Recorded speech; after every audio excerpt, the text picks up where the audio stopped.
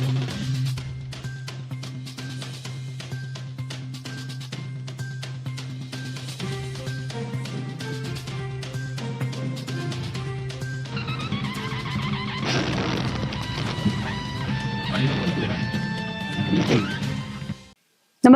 आपण पाहता Hirkani news. Hirkani news प्रत्येक क्षण ताज्या घडामोडी आणि महत्त्वाच्या प्रत्येक बातमीसाठी नेहमी तत्पर. 8 दिवसातच तिन्ही बंधारे पुन्हा पाण्याखाली. राजापूर बंधाऱ्यावरून 31,500 क्युसेस विसर्ग.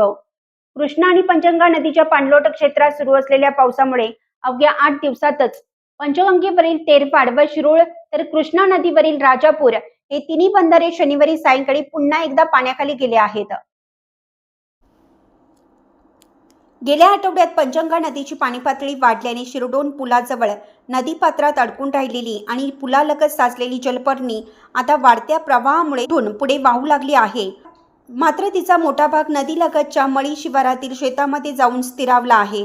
त्यामुळे शेतकऱ्यांची चिंता वाढली असून नदीची पाणी पातळी आणखीन वाढल्यानंतरच ही जलपर्णी पुन्हा प्रवाहित होईल अशी अपेक्षा शेतकरी व्यक्त करत आहेत. कृष्णा आणि पंचगंगा नदीच्या पाणलोट क्षेत्रात पावसाचा जोर कायम असल्याने दोन्ही नद्यांच्या पाणी पातळीत सातत्याने वाढ होत आहे. परिणामी तेरवाड, शिरोळ आणि राजापूर हे महत्त्वाचे बंधारे शनिवारी सायंकाळपासून जलमय झाले आहेत.